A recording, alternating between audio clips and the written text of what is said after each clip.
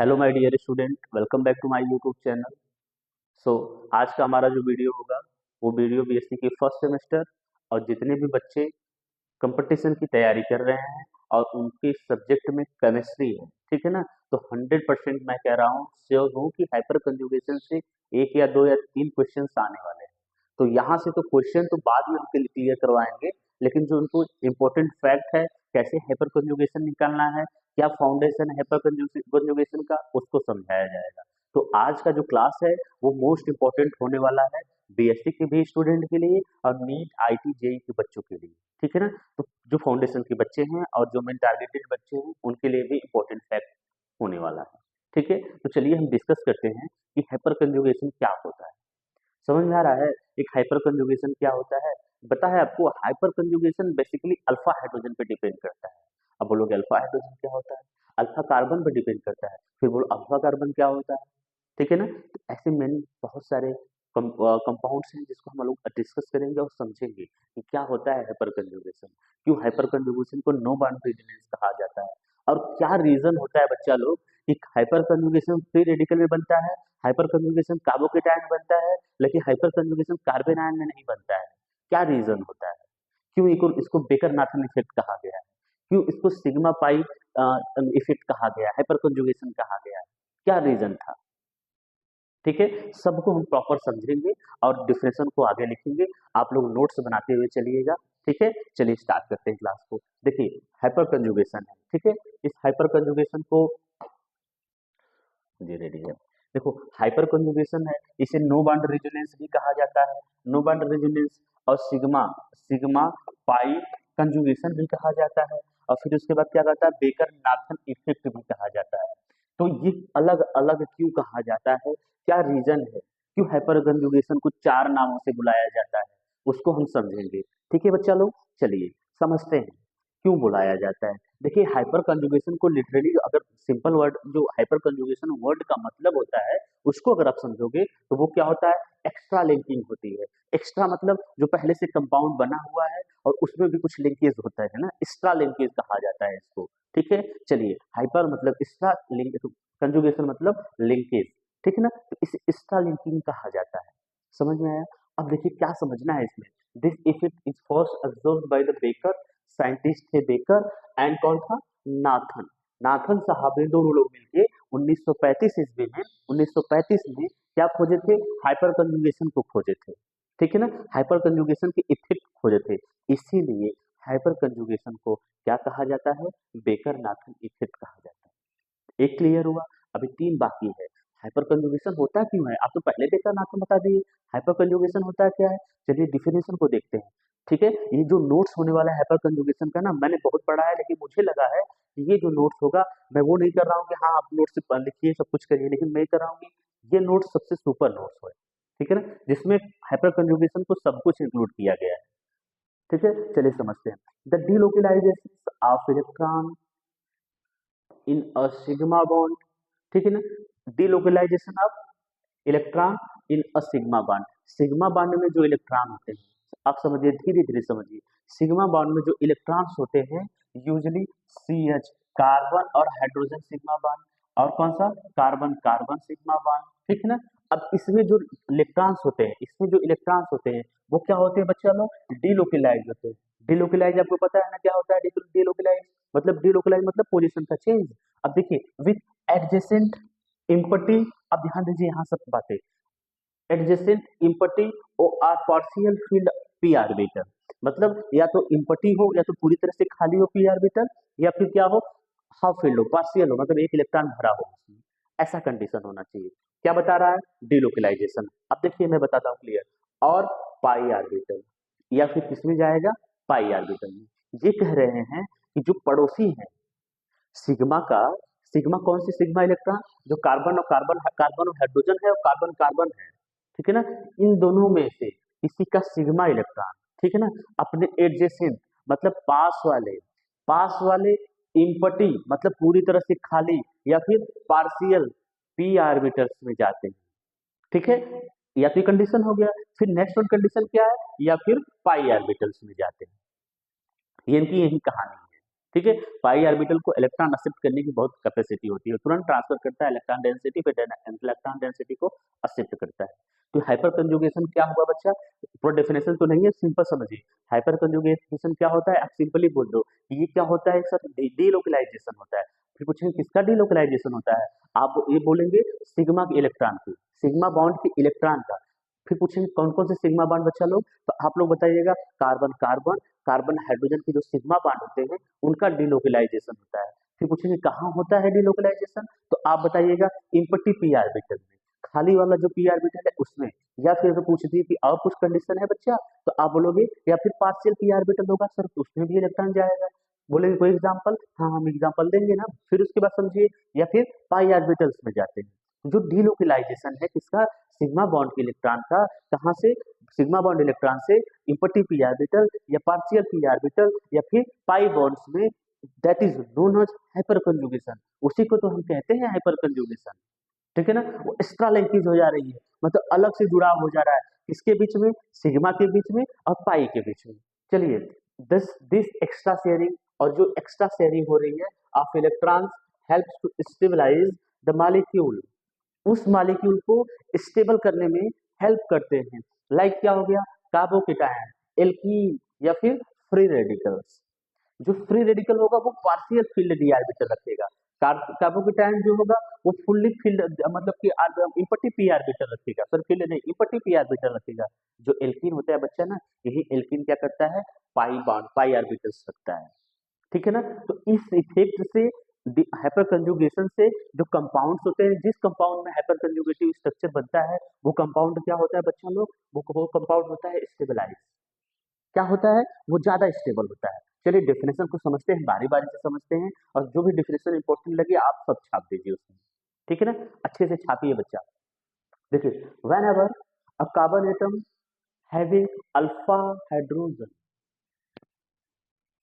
मतलब जब जब सुनो, जब कार्बन एटम अल्फा हाइड्रोजन रख रहा है, कौन, carbon atom, carbon atom alpha hydrogen रख रहा है, is attach to unsaturated system, unsaturated system से अटैच्ड है।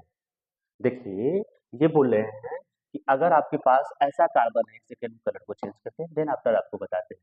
ये बोल रहे हैं ना कि अगर देखो, when ever a carbon atom having alpha hydrogen, alpha hydrogen in the sense hydrogen, hydrogen दिखाई दे रहा है ना, हाँ हाइड्रोजन, ये है अल्फा हाइड्रोजन, ए है अल्फा हाइड्रोजन। चलिए प्रॉपर समझाएंगे हम।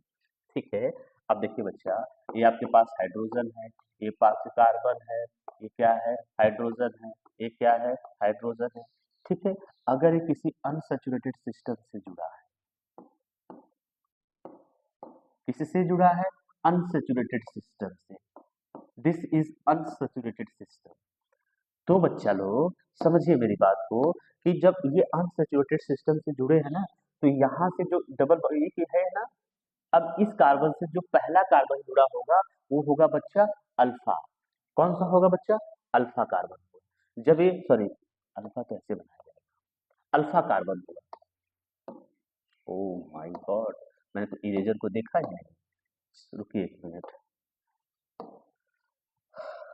टाइम लॉस हो जाता है इसमें। कार्बन, कार्बन और ऐसे, ठीक है, अब ठीक है, चलिए समझाते हैं। ठीक है, हाँ जी। अब देखिए बच्चा, जो ये डबल बॉन्ड्स कार्बन है, इस कार्बन से जो पहला कार्बन जुड़ा होगा वो क्या होगा, अल्फा कार्बन होगा। इस कार्बन से जो पहला कार्बन जुड़ा होगा वो क्या होगा, अल्फा कार्बन। ध्यान ध्यान से सुनिए, एकदम ध्यान से, जरा भी मिस्टेक नहीं। ये इसको हम बोलते हैं अनसैचुरेटेड सिस्टम। ये जब अनसैचुरेटेड सिस्टम किसी अल्फा हैविंग कार्बन से जुड़ा होता है, और अल्फा हाइड्रोजन हैविंग कार्बन से जुड़ा होता है, उसे हम क्या कहेंगे। अब उसी के हिसाब से हम हाइपर कंजुगेशन स्ट्रक्चर डिटरमाइन करते हैं। कैसे डिटरमाइन करते हैं, ये अनसैचुरेटेड सिस्टम है ना बच्चा, ये अनसैचुरेटेड जो पहला कार्बन होगा वो कौन सा कार्बन होगा, आप बोलोगे वो अल्फा कार्बन होगा, अल्फा कार्बन है ना। अब इस अल्फा कार्बन से जो जो जुड़े होंगे वो क्या होंगे, अल्फा हाइड्रोजन होंगे। वो क्या होंगे बच्चा, अल्फा हाइड्रोजन होंगे। तो कहा ये जाता है, हमारे लोग बताते ही हैं, हमारे जो पूर्वज हैं वो हमको ये बताते हैं, दादा वादा बताते थे हम लोगों के, कि वो क्या बताते हैं, ये बताते हैं कि ना, कि जो जितनी संख्या में अल्फा हाइड्रोजन होगा बच्चा, बड़ा सिंपल है, जितनी संख्या में अल्फा हाइड्रोजन होगा उतना हाइपर कंजुगेटिव स्ट्रक्चर बनेगा। तो आप हमको जरा बताओ कितनी संख्या में अल्फा हाइड्रोजन है, तो आप बोलोगे यहाँ 3 संख्या में अल्फा हाइड्रोजन है। जब 3 संख्या में अल्फा हाइड्रोजन है तो हाइपर कंजुगेशन स्ट्रक्चर कितना बनेगा, आप एकदम आंख बंद करके सुन के बोल दीजिए, कितना बनेगा, 3 हाइपर कंजुगेटिव स्ट्रक्चर बनेगा। कैसे बनेगा उसी को तो बताना है। आया समझ में, ये बातें समझ में आई। चलिए फिर से स्टार्ट करते हैं डेफिनेशन को। प्रॉपर डेफिनेशन को समझ लीजिए, जितना अच्छा समझ लेंगे उतना अच्छा सिस्टम रहेगा। Whenever a carbon atom having alpha hydrogen is attached to unsaturated system, alpha carbon attached to unsaturated system, sigma electron of CH bond, sigma electron of CH bond जो H और C है, ठीक है ना, इसका electron sigma electron of CH bond conjugate मतलब जुड़ जाता है with pi electron of double bond, इस pi electron of double bonds के साथ क्या हो जाता है, जुड़ जाता है। Then hence the hyper conjugation is called the sigma pi conjugation, जिसकी वजह से इस सिस्टम को हम कहते हैं, इसीलिए हम कहते हैं हाइपर कंजुगेशन को क्या, सिग्मा पाई कंजुगेशन। रीजन क्या है कि जो इसका H है वो इसका जो इलेक्ट्रॉन है सिग्मा हाइड्रोजन और कार्बन का जो इलेक्ट्रॉन है वो adjacent carbon double double bond के पास जो पाई बॉन्ड है इस पाई बॉन्ड के साथ कंजुगेशन में हो जाता है। जब इसके साथ कंजुगेशन में हो जाता है इसीलिए कहा जाता है कि हाइपर कंजुगेशन को हम सिग्मा पाई कंजुगेशन भी कहते हैं। सिग्मा पाई कंजुगेशन समझ में आया, गुड। अब समझते हैं the resonating structure. Resonating structure जानते हैं आप, प्रॉपर समझे हुए। Resonating structure is a hyper conjugation, वो क्या होता है, एक प्रकार का हाइपर कंजुगेशन होता है। So there is no covalent bond between the carbon and hydrogen, hence it is called the no bond resonance. अभी ये बोल रहे हैं कि जब वो आप स्ट्रक्चर बनाओगे, हाइपर कंजुगेटिव स्ट्रक्चर बनाओगे, उसमें ये जो हाइड्रोजन है और ये जो कार्बन है ऐसे एक बॉन्ड से जुड़े होते हैं ना, लेकिन जब आप इसका हाइपर कंजुगेशन स्ट्रक्चर बनाओगे तो ये बॉन्ड से न जुड़कर ऐसे ही रहेंगे, ठीक है ना। तो ये इनके बीच में कोई बॉन्ड नहीं होता है, कोई बॉन्ड नहीं होता है, तब फिर भी ये लोग जुड़े होते हैं, इसलिए इसे कहा जाता है नो बॉन्ड रेजोनेंस। कौन से bond resonance, no bond resonance. और एक लाइन आप ऐड कर लीजिएगा मेरी तरफ से, hyper conjugation structure, hyper conjugative structure are shown by double arrow, this is also show by double arrow, ऐसा लाइन आप ऐड कर लीजिएगा अपने, ठीक है ना। ओके, नो बॉन्ड रेजोनेंस समझ में आया। नो बॉन्ड रेजोनेंस में ये कहा जाता है जब कार्बन और हाइड्रोजन का बॉन्ड इलेक्ट्रॉन पाई ऑर्बिटल से इम्पटी पी ऑर्बिटल से D partially empty D P orbital से जब ये कनेक्ट हो जाता है बच्चा ना, कंजुगेट हो जाता है ना, तो हाइड्रोजन जो होता है वो कार्बन के साथ जुड़ा रहता है लेकिन विदाउट बॉन्ड जुड़ा होता है। विदाउट बॉन्ड जुड़े होने की वजह से इसे नो बॉन्ड रेजोनेंस कहा जाता है। प्रॉपर समझ में आया। चलिए अब और सिस्टम समझिए क्यों कहा जाता है, क्या रीजन है इसका सिस्टम का। देखिए दिस सिग्मा ओवरलैपिंग, अब देखो दिस सिग्मा ओवर नहीं, this is a overlapping sigma orbital to p orbital occupied by odd electron, ठीक है, और वैकेंट पी ऑर्बिटल और पाई ऑर्बिटल। अब जो इसका डेफिनेशन है ये समझिए बच्चा, आप प्रॉपर एक मिनट बताते हैं।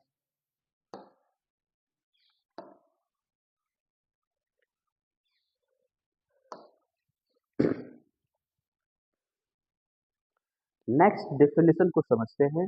Next definition in the sense, अब देखिए ओवरऑल इसका कंप्लीट वो कंसेप्ट जो उसको समझते हैं। दिस इज अ ओवरलैपिंग, मतलब हाइपर कंजुगेशन क्या है, ओवरलैपिंग है ऑफ सिग्मा ऑर्बिटल का ओवरलैपिंग है to p orbital occupied by p orbital occupied by odd electron, ठीक है ना। ऐसे पी ऑर्बिटल जिसमें एक ही इलेक्ट्रॉन हो, जैसे ऐसे इलेक्ट्रॉन हो तो इसमें क्या हो, एक ही इलेक्ट्रॉन हो, ऑक्युपाइड बाय ऑड इलेक्ट्रॉन, और फिर उसके बाद इसके पास क्या हो, वैकेंट पी ऑर्बिटल्स हो, पूरी तरह से खाली पी ऑर्बिटल्स हो, और फिर पाई ऑर्बिटल हो, ऐसा ऐसा सिस्टम। इसमें क्या होता है, सिग्मा इलेक्ट्रॉन्स के मतलब सिग्मा के जो इलेक्ट्रॉन्स होते हैं वो इसमें क्या होते हैं, कंजुगेट होते हैं इसके साथ। दैट्स वाई, अब देखो इसी की वजह से that's why the presence of alkyl group, जो एल्किल ग्रुप प्रेजेंट होता है अनसैचुरेटेड सिस्टम में, इंक्रीज द स्टेबिलिटी। समझ में आया आपको क्या बताया गया। देखिए आपको ये बताया गया कि डेफिनेशन, इसे क्यों बेकर नाथन इफेक्ट कहा गया, इसलिए बेकर नाथन इफेक्ट कहा गया। ये क्या होता है, क्यों सिग्मा पाई कंजुगेशन कहा गया, बताया गया, क्यों नो बॉन्ड रेजोनेंस कहा गया, वो भी समझाया गया। ओवरऑल जो हाइपर कंजुगेशन का डेफिनेशन है उसको आप ये कह सकते हो, this is a overlapping of sigma orbital to p orbital which is filled by odd electron, जो ऑड इलेक्ट्रॉन से फील्ड किया गया हो ऐसा, फिर इसके बाद इम्पटी या पी ऑर्बिटल ऐसा, या फिर वो अनसैचुरेटेड सिस्टम हो ऐसा, ठीक है ना। अब इसी की वजह से ये क्या होता है, कंपाउंड स्टेबल होता है। अगर किसी अनसैचुरेटेड कंपाउंड में एल्किल ग्रुप जुड़ा होता है, अनसैचुरेटेड सिस्टम में, अनसैचुरेटेड कंपाउंड में एल्किल ग्रुप, अनसैचुरेटेड मतलब जिसके पास डबल बॉन्ड हो, अगर इसके साथ एल्किल ग्रुप जुड़ा हुआ है, ठीक है ना, एल्किल ग्रुप जुड़ा रहेगा तो वो कंपाउंड स्टेबल होगा, वो कंपाउंड क्या होगा, स्टेबल होगा। सबको एग्जांपल के साथ समझेंगे।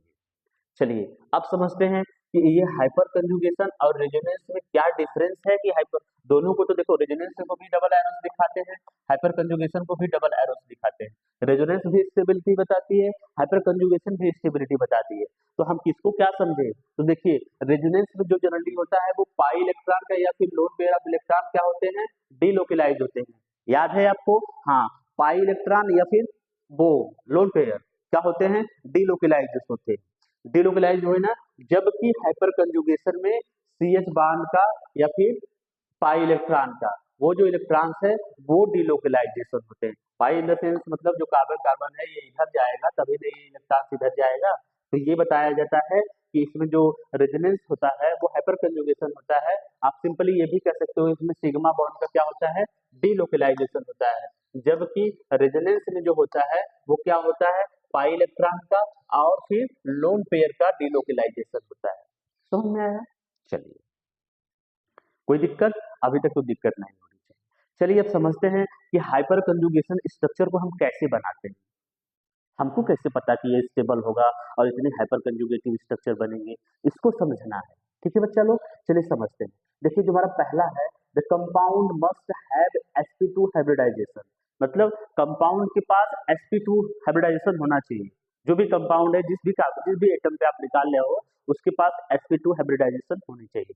तो sp2 आप कार्बन कार्बन के बीच में sp2 आप निकाल सकते हो ना, ठीक है, क्लियर, निकाल सकते हो ना, गुड, निकाल लेना। देखो अब देखो, विथ रिस्पेक्ट टू sp, अब विथ रिस्पेक्ट टू WRT मतलब with respect to sp2 hybridise carbon atom, जो sp2 हाइब्रिडाइज कार्बन एटम है उसके रिस्पेक्ट से हम देख रहे हैं, respect to alpha carbon should have at least one hydrogen, और उससे जो जुड़ा हुआ, देखिए कार्बन कार्बन डबल बॉन्ड था आपके पास ना, अगर इस पे हम पूछे संकरण क्या होगा, हाइब्रिडाइजेशन क्या होगा, तो आप बोलोगे sp2 होगा sir. Any doubt? No doubt sir.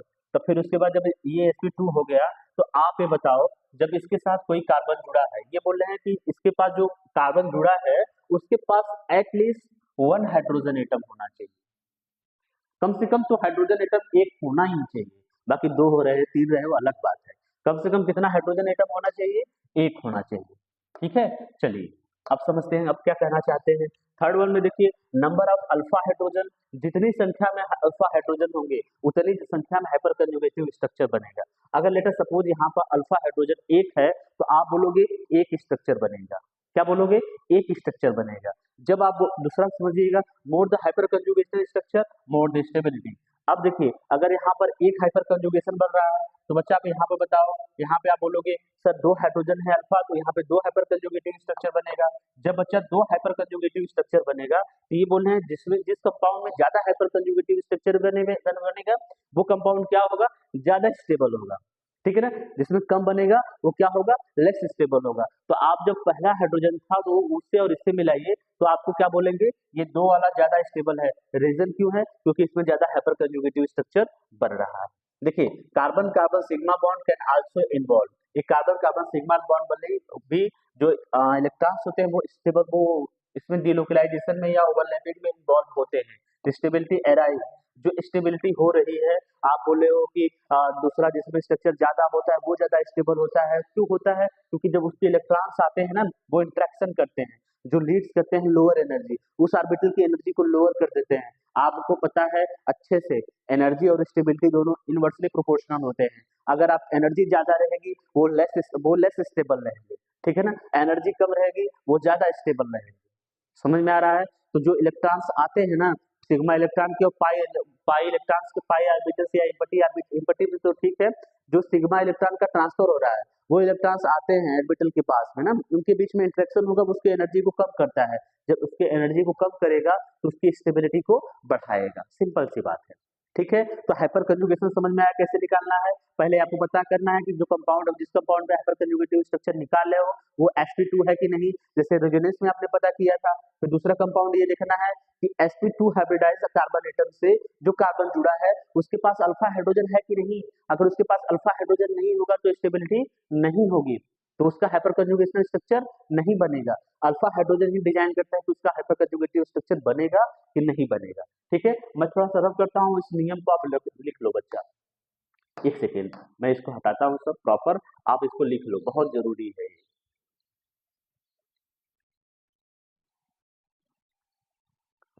Good, ठीक है, चलिए एग्जाम्पल को समझते हैं, कुछ एग्जाम्पल को समझते हैं ताकि समझ में आएगा कि क्या रीजन है। देखिए, एल्किल फ्री रेडिकल ऐसा हो जिसके पास क्या हो, फ्री रेडिकल हो। ठीक है बच्चा लोग, अब फ्री रेडिकल्स की कहानी हम समझते हैं। देखिए, फ्री रेडिकल में होता क्या है, सिंपली क्या होता है, जो सिग्मा ऑर्बिटल्स के इलेक्ट्रॉन्स होते हैं वो पी ऑर्बिटल वाले इलेक्ट्रॉन पी ऑर्बिटल में जाते हैं। जो पी ऑर्बिटल एक इलेक्ट्रॉन द्वारा भरा हुआ होता है, जिसमें क्या होता है उस पी ऑर्बिटल में कितने इलेक्ट्रॉन होंगे, एक इलेक्ट्रॉन होंगे। तो जो सिग्मा मतलब कार्बन और हाइड्रोजन का जो इलेक्ट्रॉन है वो जाएगा किसके पास, एडजेसेंट कार्बन के पास जाता है, पास वाले कार्बन के पास जाता है। यही होता है ना हाइपर कंजुगेशन में, जो डीलोकलाइजेशन होता है सिग्मा सिग्मा बॉन्ड के इलेक्ट्रॉन का, वो एडजेसेंट कार्बन के पास होता है, यही होता है ना। तो देखिए, वो एडजेसेंट कार्बन के पास जाएगा, तो जिस कार्बन के पास जा रहा है ना, तो उसकी कहानी ये है कि उस कार्बन के पास वो जो उसका ऑर्बिटल है वो ऑर्बिटल एक इलेक्ट्रॉन द्वारा भरा हुआ है। तो देखिए कैसे जा रहा है बच्चा। अब यहाँ पे देखिए कार्बन कार्बन है, ठीक है ना, इसका स्ट्रक्चर देखिए ये फ्री रेडिकल है, ठीक है ना, फ्री रेडिकल है बच्चा लोग ना। तो हम आपको बताए हैं होमोलिटिक क्लीवेज, जब होमोलिटिक क्लीवेज होता है दो एटम्स के बीच में, तो हमको क्या पता है एटम ए एटम बी के बीच में जब क्लीवेज होता है बच्चा, तो एक सॉरी ऐसा नहीं दिखाते हैं, ओ इरेजर का मुझे ख्याल नहीं रहता है। देखिए हमारे पास जो अगर एटम ए है एटम बी है, ठीक है, यहाँ पर जब इनके बीच में बॉन्डिंग हुई है ना, जब बॉन्डिंग हुई है बच्चा लोग, तो देखिए एक बेटर कि यहाँ पे जब बॉन्ड की ब्रेकिंग होती है, अगर होमोलिटिक क्लीवेज हो रहा है तो इसमें फिश हुक लगाया जाता है, इसमें फिश हुक लगाया जाता है। इन द सेंस एक इलेक्ट्रॉन इसके पास जाएगा, एक इलेक्ट्रॉन इसके पास जाएगा, और इसके पास ऑलरेडी फ्री रेडिकल है। देखिए क्या होता है, ये अपना इलेक्ट्रॉन लेता है ऐसे, ठीक है, और ये क्या करते हैं अपना फ्री रेडिकल यहाँ देते हैं ऐसे, और ये इसमें से एक फ्री रेडिकल यहाँ आता है ऐसे। जब ये आता है तो इसके पास वो फ्री रेडिकल हाइड्रोजन के पास हो जा रहा है, जो फ्री रेडिकल कार्बन के पास था वो किसके पास हो जाएगा, हाइड्रोजन के पास में, और ये यहाँ पे क्या बन जाएगा, डबल बॉन्ड बन जाएगा। Clear, any doubt, no doubt. अब देखिए जिस सिस्टम से ये बने हैं उसी सिस्टम से सब लोग बनाएंगे। देखिए मेरी बात को ध्यान दीजिएगा, अब हम रखते हैं इसको, हटाइए हटाए इसको, 1 2 3 अब हटाइए देते हैं, ठीक है ना। अब समझिए, अगर हमको ये तो ये वाला हाइड्रोजन के साथ हो गया, अगर हमको इस वाले हाइड्रोजन के साथ बनाना है, इस वाले हाइड्रोजन के साथ, इस वाले हाइड्रोजन के साथ, तो यहाँ पे भी वही ब्रेकिंग होगी, इसी तरह का ब्रेकिंग होगा। जब इसी तरह का ब्रेकिंग होगा तो एक इसका जो बॉन्ड्स है इलेक्ट्रॉन से यहाँ जाएगा, और ये ऑलरेडी दे ही रहे हैं, और इसके पास क्या हो जाएगा, हाइड्रोजन, ये इसका बता रहा है, ठीक है ना, ये हाइड्रोजन इसका हो जाएगा। ये देखिए ये बन गया स्ट्रक्चर। तो आपको समझ में आ रहा है, क्या समझ में आ रहा है, ये देखिए इस सिस्टम है, पी ऑर्बिटल्स है, ये फ्री रेडिकल्स है ना, ये फ्री रेडिकल्स है, इससे जो कार्बन जुड़ा है उसे क्या कहेंगे, अल्फा कार्बन कहेंगे, ठीक है। अब इस अल्फा कार्बन से जो हाइड्रोजन जुड़ा है उसे हम क्या कहेंगे, इस अल्फा कार्बन से जो हाइड्रोजन जुड़ा है उसे क्या कहेंगे, alpha hydrogen alpha hydrogen alpha hydrogen. तो कितनी संख्या में अल्फा हाइड्रोजन है, आप बोलोगे 3 संख्या में अल्फा हाइड्रोजन है। स्ट्रक्चर कितना बनेगा हाइपर कंजुगेशन, आप बोलोगे 3 हाइपर कंजुगेशन बनेगा, एक हाइपर कंजुगेशन, 2 हाइपर कंजुगेशन और 3 हाइपर कंजुगेशन। जिस हिसाब से जिस सिस्टम से ये वाला हाइड्रोजन बना रहा है वो ये वाला सिस्टम वैसी हिसाब से ये वाला हाइड्रोजन बनाएगा, उसी हिसाब से ये वाला हाइड्रोजन बनाएगा, जो कि ये दिखाया गया प्रॉपर, ठीक है। तो आपको समझ में आ गया होगा कि हाइपर कंजुगेटिव स्ट्रक्चर कैसे बनाएंगे, किसमें बनाना है कैसे, ये फ्री रेडिकल में। अब फ्री रेडिकल में क्या होता है, सिग्मा ऑर्बिटल की जो इलेक्ट्रॉन होते हैं वो पाई ऑर्बिटल के पास जाते हैं, जो पाई ऑर्बिटल एक इलेक्ट्रॉन द्वारा पहले से भरा होता है, जिसके पास एक इलेक्ट्रॉन पहले से प्रेजेंट होता है, ठीक है ना। अब ये इधर अपना इलेक्ट्रॉन देकर हाइपर कंजुगेटिव स्ट्रक्चर बनाते हैं। चलिए अब समझते हैं कि इसमें कार्बोकेटायन में हाइपर कंजुगेशन स्ट्रक्चर किसमें बनाना है हमको, कार्बोकेटायन में। इसमें जनरली होता है क्या है बच्चा, जो ऑर्बिटल जो ओवरलैपिंग होगी वो सिग्मा ऑर्बिटल्स का होगा, इसमें सिग्मा ऑर्बिटल फिक्स रहेगा, सिग्मा ऑर्बिटल का होगा, लेकिन यहाँ पे जो वो रहेगा ऑर्बिटल वो पी ऑर्बिटल का बैकेंट रहेगा, इसमें कोई इलेक्ट्रॉन नहीं भरा रहेगा। समझ में आ रहा है? चलिए, इसका अगर स्ट्रक्चर बनाना होगा तो बच्चा ऐसा स्ट्रक्चर बनाया जाता है। इसका जो इम्पटी पी ऑर्बिटल्स होते हैं और इसमें जो इलेक्ट्रॉन्स होते हैं और वो क्या करते हैं, इधर इसके साथ बॉन्डिंग बनाते हैं। ऐसा दिखा दो, इसके साथ ओवरलैपिंग करते हैं, ठीक है ना, इसके साथ इम्पटी पी ऑर्बिटल, इससे बोलो इम्पटी पी ऑर्बिटल्स, और इसका जो हाइब्रिडाइजेशन होगा वो क्या होगा, sp2 होगा। ठीक है, चलिए समझते हैं इसके बारे में। और यहाँ पर देखिए, देखो ये पॉजिटिव चार्ज हो गया, उसके पास फ्री रेडिकल है या फिर उसके पास डबल बॉन्ड है, उस कार्बन से आपको अनसैचुरेटेड कार्बन से देखना है। ये कार्बन है ना, इस कार्बन से जो पहला कार्बन होगा वो कौन सा कार्बन होगा बच्चा, आप बोलोगे अल्फा कार्बन होगा। जो पहला कार्बन होगा वो होगा अल्फा कार्बन, ठीक है ना, एनी डाउट? नो डाउट, ये होगा अल्फा कार्बन। अब ये अल्फा कार्बन से जो जितने भी हाइड्रोजन जुड़े होंगे वो क्या होंगे, अल्फा हाइड्रोजन, ये भी अल्फा हाइड्रोजन, ये भी अल्फा हाइड्रोजन, ये भी अल्फा हाइड्रोजन। जब अल्फा हाइड्रोजन का पता कर रहे हो तो इतना सारा वो करने की जरूरत नहीं है, आप सीधा डायरेक्टली ऑप्शन में क्लिक कर सकते हो, सर इसमें कितना वो हाइपर कंजुगेटिव स्ट्रक्चर बनेगा, आप बोलोगे इसमें 3 हाइपर कंजुगेटिव स्ट्रक्चर बनेगा। रीजन क्या है 3 हाइपर कंजुगेटिव स्ट्रक्चर बनने का? रीजन ये है क्योंकि इसके पास 3 अल्फा हाइड्रोजन है। कितने अल्फा हाइड्रोजन है? 3 अल्फा हाइड्रोजन की वजह से ये क्या होगा, 3 हाइपर कंजुगेटिव स्ट्रक्चर रखेगा और इसकी स्टेबिलिटी भी ओके होगी। ठीक है, अब आपको अभी हम इसको क्लियर करा देते हैं कैसे बनेगा, समझ लेते हैं इसको। ओके इसलिए हम आपसे बताए बच्चा लोग, एक सेकेंड देखिए हाइपर कंजुगेटिव स्ट्रक्चर 3 कैसे बन रहा है। देखिए इसके पास बैकेंड पी ऑर्बिटल्स है, इसके पास बैकेंड पी ऑर्बिटल है, ठीक है। अब ये अपना इलेक्ट्रॉन यहाँ देगा, जब ये इलेक्ट्रॉन अपना देगा, देने के बाद ये दे रहा है ना, इसके पास पॉजिटिव चार्ज आ गया, जब इसके पास पॉजिटिव चार्ज आ गया तो ये अपना यहाँ दे दिया, तो इस तरह से बन गया। ठीक है, किस तरह से बना बच्चा, आपको दिखा रहे हैं, इस तरह से बना, CH डबल बॉन्ड CH2, यहाँ पे क्या हो जाएगा H, और ये जो हाइड्रोजन है वो ऐसे जुड़ा रहेगा और हाइड्रोजन और कार्बन के बीच में कोई बॉन्ड नहीं बना रहेगा, इसीलिए इसे बोलते हैं नो बॉन्ड रेजोनेंस। अब समझ में आया?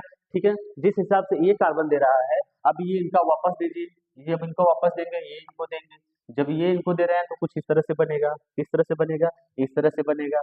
आप समझिए, अब इनका वापस दीजिए, अब इनका जब वापस दिया जाएगा तो ये अपना देगा, जब ये अपना देगा तो अब कुछ इस तरह से स्ट्रक्चर बनेगा।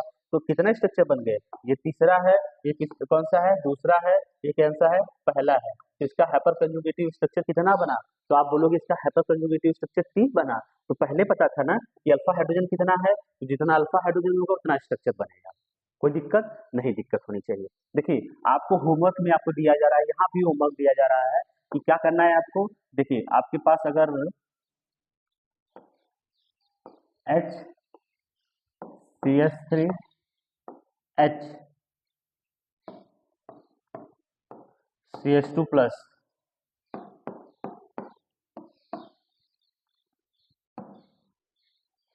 CH3 H, ठीक है, CH3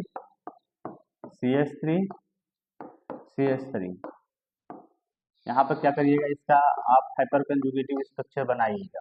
कितना हाइपर कंजुगेटिव स्ट्रक्चर बनेगा, 3 आपके पास क्वेश्चन दिए जा रहे हैं, तीनों का आपको हाइपर कंजुगेटिव स्ट्रक्चर बनाना है, ठीक है ना। तब बताना है कि आपको ये कंपाउंड, बाकी ये तीनों कंपाउंड में सबसे ज्यादा स्टेबल कंपाउंड कौन सा होगा, ठीक है, ये पूछा जाता है स्टेबिलिटी बताने के लिए। अब ठीक है, आपको सेकेंडरी टर्सरी कार्बोकेटायन का बनाना है। इन एल्कीन्स और एल्किल सब्स्टिट्यूटेड एरोमेटिक कंपाउंड में क्या होता है, कि एरोमेटिक कंपाउंड कोई सा होगा, let us suppose this is a benzene, जिसमें क्या होगा, एल्किल सब्स्टिट्यूएंट रहेगा। जो सब्स्टिट्यूशन जो रिएक्शन मतलब जो सब्स्टिट्यूएंट रहेगा, जो ग्रुप जुड़ा रहेगा वो कौन सा होना चाहिए, एल्किल होना चाहिए। तो H5 भी होना चाहिए, CH3 होना चाहिए, जो भी हो वो क्या हो, एल्किल जुड़ा हो। चलिए समझते हैं कि एल्कीन में क्या होगा। इस वाले ओवरलैपिंग को हम बोलेंगे सिग्मा टू पाई ओवरलैप। कहाँ से होगा बच्चा, सिग्मा टू पाई ओवरलैप में। चलिए समझते हैं इसके डिफिनेशन को। देखिए हमारे पास कुछ इस तरह का सिस्टम पूछा जाएगा, थोड़ा सा यहाँ पे आपको इजी लगेगा। देखिए CH2 डबल बॉन्ड CH और CH3, इसमें पूछा जाएगा आप बताओ हाइपर कंजुगेटिव स्ट्रक्चर कितना बनेगा, आप बताओ। ठीक है, तो आपको करना क्या है कि आप यहाँ देख लो, पहले सिस्टम देखो, ये क्या है, अनसैचुरेटेड सिस्टम है। इस सिस्टम से जो पहला कार्बन होगा वो कार्बन को आप अल्फा कार्बन मानोगे, चाहे वो इधर जुड़े चाहे वो इधर जुड़े, वो बात गलत है। वो क्या होगा, अल्फा कार्बन होगा। अब इस अल्फा कार्बन से जितने हाइड्रोजन जुड़ेंगे वो क्या होंगे, अल्फा हाइड्रोजन होंगे। अब उसी अल्फा हाइड्रोजन को आप बोलोगे क्या है, उतने हाइपर कंजुगेटिव स्ट्रक्चर बनेंगे, उतने हाइपर कंजुगेटिव स्ट्रक्चर क्या होगा, बनेगा। तो कितना हाइपर कंजुगेटिव स्ट्रक्चर बनेगा बच्चा लोग, ध्यान दीजिएगा। हाँ, कितना हाइपर कंजुगेटिव स्ट्रक्चर बनेगा। जनरली देखो, जनरली क्या होता है, ये अपना इलेक्ट्रॉन्स बच्चा अपना इलेक्ट्रॉन्स यहाँ देता है, ठीक है ना, अच्छे से दे दिया, इस कार्बन के पास दे देगा। और जब इस कार्बन के पास दे देगा तो इसके पास क्या चार्ज आ जाएगा, आप बताओ, कोई इलेक्ट्रॉन ले रहा है तो उसके पास क्या चार्ज आ गया, देखो नेगेटिव चार्ज आ गया। ठीक है, अब उसके बाद जब नेगेटिव चार्ज आ जा रहा है तो ये क्या कर रहा है, अपना इलेक्ट्रॉन यहाँ दे रहा है। जब इलेक्ट्रॉन देगा तो इसके बीच में क्या हो जाएगी, बॉन्डिंग हो जाएगी। बॉन्डिंग हो गया बच्चा ना, जब इसके बीच में बॉन्डिंग, डबल बॉन्डिंग हो जाएगी। अब इसके पास बैलेंस है, सब कुछ बैलेंस चल रहा है। और एक बार ये इलेक्ट्रॉन देंगे, एक बार ये इलेक्ट्रॉन देंगे, एक बार ये इलेक्ट्रॉन देंगे, तीनों अलग अलग से इलेक्ट्रॉन देंगे। कार्बन बॉन्ड स्टेबल रहेगा, इसमें बदलने वाला नहीं है। अब जो नेगेटिव चार्ज है वो भी स्टेबल रहेगा, बस हाइड्रोजन वो बदल रहा है, एक बार ये दे रहा है, एक बार ये दे रहा है। तो इतने हाइपर कंजुगेटिव स्ट्रक्चर इसके बन रहे हैं। समझ में आया, सिंपल है, कोई दिक्कत है नहीं इसमें। ठीक है, अब चलिए कुछ ऐसे कंपाउंड को हम डिस्कस करते हैं जिसके पास क्या हो, एल्किल सब्स्टिट्यूएंट हो। लाइक इसी को बताया गया है, टॉलुइन को लिया गया है, यहाँ क्या है CH3 है। अच्छा आप बताओ कि इसमें कहाँ वो डबल कंजुगेशन आ रहा है। देखिए हम आपको थोड़ा सा बता दें,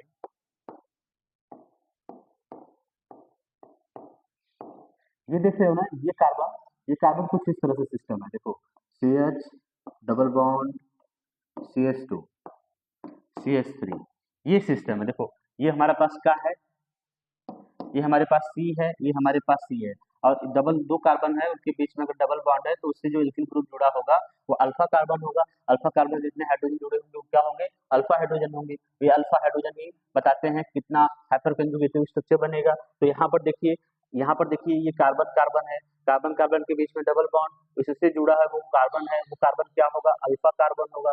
अब इस अल्फा कार्बन से कितने जुड़े हैं हाइड्रोजन, तो आप बोलोगे 1, यहाँ पे 2, यहाँ पे 3 अल्फा हाइड्रोजन जुड़े हैं। जब 3 अल्फा हाइड्रोजन होंगे तो स्ट्रक्चर कितना होगा, 3 बनेगा। देखिए कैसे होगा, वो इसका जो इलेक्ट्रॉन है, इस कार्बन और हाइड्रोजन का इलेक्ट्रॉन है, वो अपना इलेक्ट्रॉन यहाँ देगा।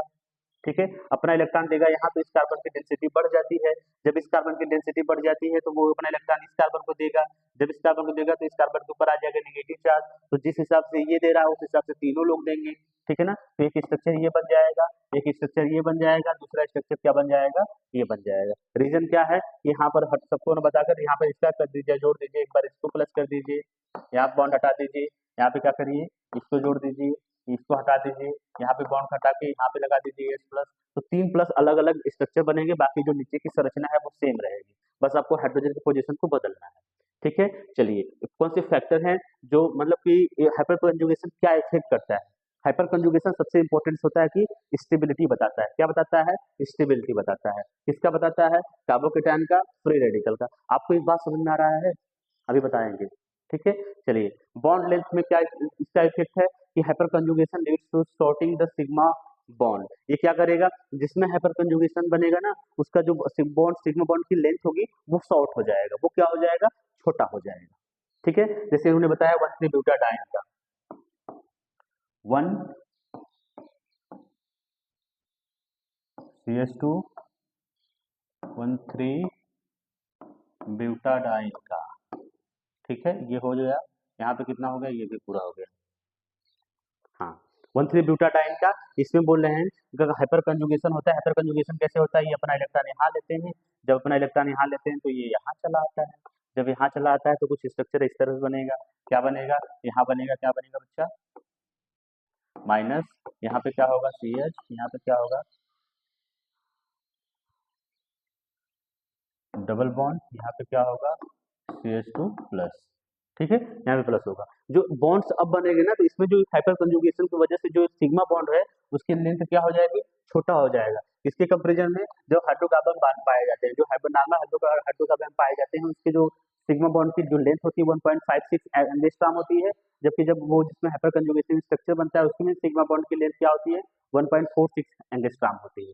ठीक है, तो हीट ऑफ फॉर्मेशन क्या होगा? जिसमें ज्यादा हाइपर कंजुगेशन बनेगा, देखो हायर हाइपर कंजुगेशन ज्यादा बनेगा, स्ट्रक्चर ज्यादा बनेगा, उसका जो लिस्ट लिस्ट रखेगा हीट ऑफ हाइपर हाइड्रोजनेशन रहेगा, hyper conjugation formation heat of formation रखेगा, मतलब हाइपर कंजुगेशन स्ट्रक्चर ज्यादा बनेगा, उसकी जो हीट ऑफ फॉर्मेशन है वो कम होगी। हाइपर कंजुगेशन कम बनेगा, हीट ऑफ फॉर्मेशन क्या होगा? ज्यादा होगा। स्टेबिलिटी मतलब कैसे स्टेबिलिटी बताता है? जिस कार्बोकेटायन में ज्यादा वो हाइपर कंजुगेटिव स्ट्रक्चर बनेगा वो ज्यादा स्टेबल होगा, जिस फ्री रेडिकल में ज्यादा हाइपर कंजुगेटिव स्ट्रक्चर बनेगा वो ज्यादा होगा। ठीक है ना, आपको होमवर्क के लिए फ्री रेडिकल का भी दिया जा रहा है, primary secondary tertiary free radical का आप हाइपर कंजुगेटिव स्ट्रक्चर बनाइएगा और फिर कार्बोकेटायन के प्राइमरी सेकेंडरी टर्सरी कार्बोकेटायन का हाइपर कंजुगेटिव स्ट्रक्चर बनाइएगा।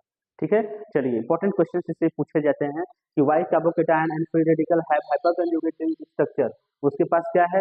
हाइपर कंजुगेटिव स्ट्रक्चर होता है, जबकि कार्बन आयन के पास हाइपर कंजुगेटिव स्ट्रक्चर नहीं होता है। क्यों नहीं होता है? क्योंकि अब कार्बन आयन के पास पहले से इलेक्ट्रॉन मौजूद होते हैं, उसका जो पी ऑर्बिटल होता है वो पहले से भरा होता है। जब आपको पता है कि हाइपर कंजुगेटिव स्ट्रक्चर उसी का बनेगा जिसके पास इम्पटी पी ऑर्बिटल होंगे या पार्शियली इम्पटी पी ऑर्बिटल होगा, वही कहानी होगी ना। अगर जिसके पास होंगे उसी बनेगा, लेकिन इसके पास इम्पटी नहीं है, कोई प्रकार से इम्पटी नहीं है, तो ये क्या हो जाएगा?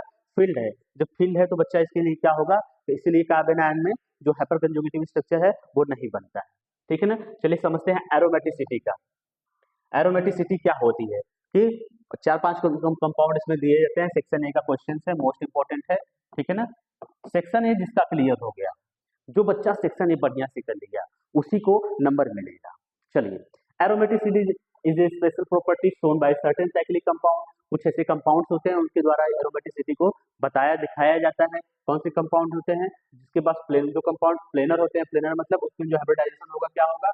sp2 होनी चाहिए, in which pi electrons are completely delocalized over the ring, जिसमें क्या होता है? पाई इलेक्ट्रॉन कंप्लीट डिलोकलाइज करेगा।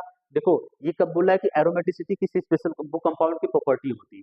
ठीक है ना, जो क्या होता है? साइक्लिक कंपाउंड की प्रॉपर्टी होती है, वो साइक्लिक नेचर का होना चाहिए और वो प्लेन में होना चाहिए, मतलब sp2 हाइब्रिडाइजेशन उसके पास रखना चाहिए। और क्या कंडीशन है? उसमें पाई इलेक्ट्रॉन का डिलोकलाइजेशन होना चाहिए, कंप्लीट डिलोकलाइजेशन होना चाहिए, उसी को हम कहेंगे एरोमेटिसिटी।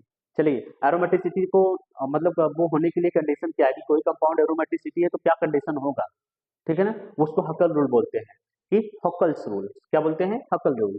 अब चल समझते हैं, the compound is aromatic if satisfy the following rule. कुछ कंपाउंड एरोमेटिक होंगे अगर ये फॉलोइंग रूल को फॉलो कर रहे हैं। ठीक है ना, अच्छा रूल को फॉलो कर रहे हैं। वो क्या है? It must be cyclic. ये कैसा होना चाहिए बच्चा? साइक्लिक होनी चाहिए। साइक्लिक मतलब सर ऐसा होना चाहिए। ठीक है ना, ना ही नॉट इवन ऐसा होना चाहिए, कैसा भी होना चाहिए, साइक्लिक होना चाहिए। चलो अच्छा ठीक है, साइक्लिक होना चाहिए। दूसरा, it must be planar. Planar मतलब कंपाउंड के बीच में, जैसे यहाँ पर देखिए ऐसे है, प्लेनर मतलब sp2 हाइब्रिडाइजेशन उसको फॉलो करना चाहिए, sp2 होगा तभी होगा। अगर यहाँ पे देखो कुछ भी नहीं है तो एरोमेटिक नहीं होगा। चलिए दूसरा समझते हैं, it must have continuous conjugate pi system. Conjugate system, continuous conjugate मतलब अल्टरनेट डबल सिंगल होना चाहिए। देखिए अल्टरनेट डबल सिंगल है ना, double bond single bond, double bond single bond, double bond single bond, ये अल्टरनेशन में है और यहाँ पे कुछ भी नहीं है, तो यहाँ कौन सा एरोमेटिक हो, कौन सा एरोमेटिक नहीं होगा? आप बोलोगे सर तो ये वाला हमको लग रहा है, उसमें तो कुछ है ही नहीं। चलिए सीखते हैं। ठीक है, जो लास्ट है, it must follow the 4n+2 pi electron, 4n+2 pi electron, ये फॉलो होना चाहिए। ठीक है ना, जहाँ पे एन की वैल्यू 0, 1, 2, 3 आएगी तो आप उसे बोलोगे वो कंपाउंड एरोमेटिक है। चलिए अब देखते हैं बेंजीन का स्ट्रक्चर कुछ इस तरह से होता है ना बच्चा लोग। ठीक है, कुछ इस तरह से स्ट्रक्चर होता है। देखिए साइक्लिक भी होता है, कैसा है? साइक्लिक भी है, इसमें alternate double bond single bond है और हर कार्बन के पास sp2 है, तो ये समझ लीजिए प्लेन में है। जब एक प्लेन में है, साइक्लिक है, सबके पास अल्टरनेशन है, तो ये ऑलरेडी कंपाउंड क्या होगा? एरोमेटिक कहानी हो सकती है। लेकिन जो फोर्थ रूल है वो क्या कह रहा है कि 4n+2 पाई होना चाहिए। तो एक पाई कितना है 4n+2 पाई में? 1, 2, 3, 6 पाई इलेक्ट्रॉन है, तो आप यहाँ पे रखिए 4n+2 is equal to 6 pi electron. जब 6 पाई इलेक्ट्रॉन होगा तो बच्चा, जब 6 पाई इलेक्ट्रॉन होगा तो आप क्या करिएगा? 2 को उधर करेंगे, 4n बराबर 6 माइनस 2, 4 आ जाएगा, n बराबर क्या आ जाएगा? 1। जब n की वैल्यू क्या आ जाएगी? 1, तो ये बताया कि अगर n की वैल्यू 0 1 2 3 आ रही है तो कंपाउंड क्या होगा, एरोमेटिक होगा। नेपथलीन में देख लीजिए, एग्जांपल हम आपको बताएंगे साइक्लोब्यूटाडाइन का, वो भी बताएंगे। साइक्लोब्यूटाडाइन मतलब इस तरह होगा, ठीक है ना। आप यहाँ पे इसको देखिए साइक्लोब्यूटाडाइन को, अगर आप बोलेंगे तो ये बोलेंगे सर ये तो एरोमेटिक दिख रहा है, क्योंकि साइक्लिक भी है, कंजुगेशन भी है, ठीक है ना, और sp2 हाइब्रिडाइजेशन सबके पास है। देखो ना, इसके भी पास sp2 होगा, इसके पास भी sp2 होगा, और इसके पास भी sp2 होगा, और इसके पास भी sp2 होगा। जब सबके पास sp2 है तो आप बोलोगे सर ये तो प्लेन में है। जब ये प्लेन में है तो ये कैसा होना चाहिए, हाइपर वो एरोमेटिक कंपाउंड होना चाहिए। तो तीन तीन रूल फॉलो कर रहा है, लेकिन उन्होंने बताया कि सभी चारों रूल को फॉलो करना चाहिए। जब यहाँ पे हम वैल्यू रखेंगे तो यहाँ पे क्या आएगा, 4 पाई इलेक्ट्रॉन, तो क्या आएगा 4n प्लस 2। जब ये 2 में से 2 जाएगा कितना आएगा बच्चा, 4 में से 2 जाएगा तो आएगा 2। तो इधर क्या है 4n, n बराबर क्या हो जाएगा 2/4। हाँ, 2 क्या हो जाएगा 4, 1/2 आ रहा है, 0.5 आ रहा है, तो ये बोले n का मान अगर 0.5 आ रहा है तो वो एंटी एरोमेटिक होगा, एरोमेटिक नहीं होगा। मैं इसको रफ करता हूँ, आप इसका वो बना लीजिए स्ट्रक्चर, एक सेकेंड। जो इसका डेटा है वो डेटा लिख लो आप अच्छे से, हटा दे रहे हैं।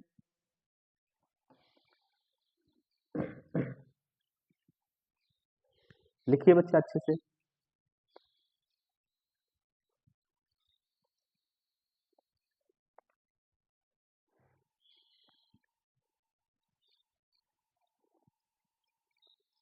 ठीक है, ओ लिख लीजिए। अभी हम एग्जांपल समझा रहे हैं, चलिए देखिए।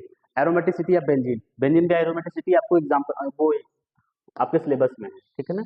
एरोमेटिसिटी कैसे निकाली जाए बेंजीन का, तो बेंजीन का जो फार्मूला होता है C6H6, best example of aromatic compound because it satisfied all the condition of aromaticity. तो क्या होता है, जो बेंजीन्स होते हैं वो क्या होते हैं, बेस्ट एरोमेटिसिटी माने जाते हैं, क्योंकि एरोमेटिसिटी की जितनी भी कंडीशन है, कितनी कंडीशन है आप बोलो, 4 कंडीशन है। पहला कंडीशन साइक्लिक होनी चाहिए, दूसरा condition sp2 hybridisation in the sense मतलब प्लेन में होना चाहिए, तीसरा कंडीशन उसको क्या होना चाहिए बच्चा, डीलोकलाइजेशन होना चाहिए। पाई इलेक्ट्रॉन क्या होना चाहिए, डीलोकलाइजेशन होना चाहिए। अल्टरनेट सिंगल डबल बॉन्ड होना चाहिए। तो चौथा क्या है, 4n + 2 पाई इलेक्ट्रॉन का फॉलो करना चाहिए, इसी को हकल रूल्स बोलते हैं, ठीक है ना। चलिए, बेंजीन हैज 6 साइक्लिक हेक्सागोन, वो साइक्लिक रिंग बनाता है, देखो हाँ ऐसा रिंग बनाता है बेंजीन। ये बोले ठीक है, अच्छा 6 कार्बन एटम्स होते हैं, हाँ 6 कार्बन एटम होते हैं। ईच कार्बन इज sp2, सभी कार्बन sp2 है, जल्दी से बना लो डबल बॉन्ड, देखने ना पाए कोई। हाँ, सभी कार्बन क्या होते हैं sp2, मतलब सब प्लेन में है। जब प्लेन में है तो देयर इज 3 अल्टरनेट।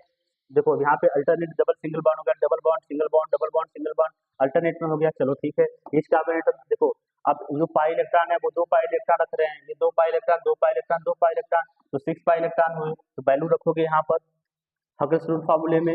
यहाँ पे क्या है 6 + 2, 6 = 4n + 2। जब यहाँ पे वैल्यू रखी तो 4 बराबर कितना, n बराबर कितना आ जाएगा 1। तो हेंस हकल रूल फॉलो कर रहा है, तो कंपाउंड क्या होगा, एरोमेटिक होगा। चलिए बेंजीन को समझते हैं, बेंजीन में साइक्लिक स्ट्रक्चर होगा, हाँ साइक्लिक स्ट्रक्चर है, प्लेनर ज्योमेट्री है, हाँ 6 पाई इलेक्ट्रॉन्स होते हैं, हाँ 4n + 2 पाई को फॉलो करता है, आप बोलोगे हाँ फॉलो करता है।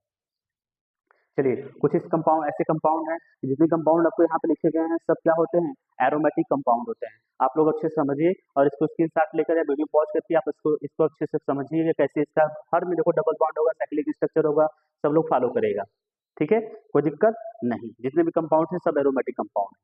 चलिए अब कुछ स्ट्रक्चर को हम समझते हैं, जैसे जो एरोमेटिसिटी को शो किया था, जैसे साइक्लोपेंटाडाइनिल फिनाइल। साइक्लोपेंटाडाइनिल अगर किसी कंपाउंड के पास नेगेटिव चार्ज है, ठीक है ना, ये कंपाउंड है, अब इसके पास क्या है नेगेटिव चार्ज है, तो नेगेटिव चार्ज क्या करेगा बच्चा, डीलोकलाइजेशन में भाग लेगा। इसे आप बोलोगे ये डीलोकलाइजेशन होगा, मतलब कि आप डबल सिंगल जो बात करोगे उसमें होगा। देखो ये साइक्लिक स्ट्रक्चर है, आप बोलो हाँ ये साइक्लिक स्ट्रक्चर है, पहला जो है वो क्या है साइक्लिक है, कैसा है बच्चा साइक्लिक स्ट्रक्चर है। दूसरी बात जो इसमें क्या है कि क्या ये sp2 है, तो हाँ ये भी sp2 होगा, यहाँ भी क्या होगा sp2 होगा, यहाँ भी sp2 होगा, यहाँ भी सब जगह sp2 है, तो ये क्या हो गया, ये प्लेन में भी है, ये प्लेन में है ना, हाँ जी ये प्लेन में है, समझिए मेरी बात को। जब ये साइक्लिक है, प्लेन में है, फिर उसके बाद आपसे पूछा जाएगा डीलोकलाइजेशन हो रहा है, अल्टरनेट सिंगल डबल सिंगल है, तो यहाँ पर आपको देखना होगा अल्टरनेट डबल सिंगल का मतलब ये है कि ये देखिए यहाँ पे क्या है डबल बॉन्ड है, यहाँ पे क्या है डबल बॉन्ड है, यहाँ पे क्या है कोई डबल बॉन्ड नहीं है, लेकिन ये जो क्या करेगा इसमें रोल करेगा, ये अल्टरनेशन में रूल करेगा। सिग्मा बॉन्ड में क्या करेगा, वो अल्टरनेट जो डिलोकलाइजेशन होता है उसमें भाग लेता है। जब भाग लेगा तो ये डबल सिंगल वाला भी रूल यहाँ फॉलो हो रहा है। तो क्या होगा बच्चा, इसको आप बोलोगे कंजुगेशन में है। ठीक है, अब उनको वो जो फोर्थ रूल है वो फोर्थ रूल फॉलो करना है। वो क्या है, 4n प्लस 2 पाई। 4n प्लस 2 पाई में रखेंगे तो यहाँ पे देखिए काउंट करिए, पाई कितना इलेक्ट्रॉन है, 2 पाई इलेक्ट्रॉन है। ये काउंट होगा। देखिए अब क्या, 4 पाई इलेक्ट्रॉन डबल बॉन्ड का और 2 पाई इलेक्ट्रॉन किसका, लोन पेयर का। काउंट होने के बाद कितना हो जाएगा, 6 पाई इलेक्ट्रॉन। जब 6 पाई इलेक्ट्रॉन आएगा तो आप बोलोगे कंपाउंड क्या है, एरोमेटिक है। कंपाउंड क्या है, एरोमेटिक है। साइक्लोपेंटा ट्रायनिल केटायन, साइक्लोहेप्टा है, साइक्लोहेप्टा। देखो ये बच्चा ऐसा कंपाउंड आपके पास आ रहा है, अभी ऐसा कंपाउंड आ रहा है तो आप क्या बोलोगे, सर ये एरोमेटिक है कि नहीं एरोमेटिक है। समझिए, पहला कंडीशन आपको देखना है कि ये साइक्लिक है। पहला कंडीशन ये देखना है कि साइक्लिक है, तो आप बोलोगे साइक्लिक है, हाँ कोई दिक्कत नहीं। फिर दूसरा कंडीशन आप क्या बोलोगे, दूसरा कंडीशन ये बोलोगे कि इसमें हमको देखना है कंजुगेशन में है क्या, कंजुगेशन मतलब प्लेन में है कि नहीं। तो यहाँ पे भी जो बॉन्ड्स हो गए वो हाइब्रिडाइजेशन होगा, sp2 होगा, यहाँ पे भी sp2, तो हर जगह sp2 है मतलब ये प्लेन में, कोई दिक्कत नहीं है। तो ये क्या है, आप बोलोगे प्लेन में है सर, कोई दिक्कत नहीं। ठीक है, अब चलिए, प्लेन मतलब जहाज वाला प्लेन, हाँ ना, हाँ गुड गुड, उसी में है। अब इसमें समझिए कि ये अल्टरनेटिव अल्टरनेशन है, तो आप बोलोगे अल्टरनेशन में है, देखना पड़ेगा। तो अल्टरनेशन देखिए बच्चा, आपके पास अल्टरनेशन है तो देखिए, double bond single bond, double bond single bond, double bond single bond, जो तो पॉजिटिव चार्ज है। तो पॉजिटिव और नेगेटिव चार्ज दोनों जो चार्ज होते हैं वो कंजुगेशन में भाग लेते हैं। ठीक है, नेगेटिव चार्ज का इलेक्ट्रॉन भी काउंट होता है, लेकिन पॉजिटिव चार्ज के पास इलेक्ट्रॉन है नहीं है, तो काउंट होगा नहीं है। तो इसके पास तो कोई इलेक्ट्रॉन काउंट नहीं होगा। तो कितना हो गया बच्चा, 2 pi electron, 2 pi electron, 2 pi electron, तो कितना हो गया, 6 पाई इलेक्ट्रॉन। तो आपको बताया गया ना कि 6 पाई इलेक्ट्रॉन रहेगा, जैसे बेंजीन में था तो वो एरोमेटिक है, तो ये भी क्या हो जाएगा, एरोमेटिक होगा। चलिए पायरोल को समझते हैं, पायरोल को। जब पायरोल को समझते हैं, पायरोल क्या होता है, ये हमारे पास पायरोल है, ठीक है ना। ये देखिए, double bond double bond double bond double bond, और इधर क्या है, लोन पेयर है। ठीक है, ये लोन पेयर क्या करेगा, इसमें इन्वॉल्व करेगा। समझते हैं, अब आपको दूसरा एक सब लोग साथ में दिखाते हैं तो प्रॉपर समझ में आएगा। हाँ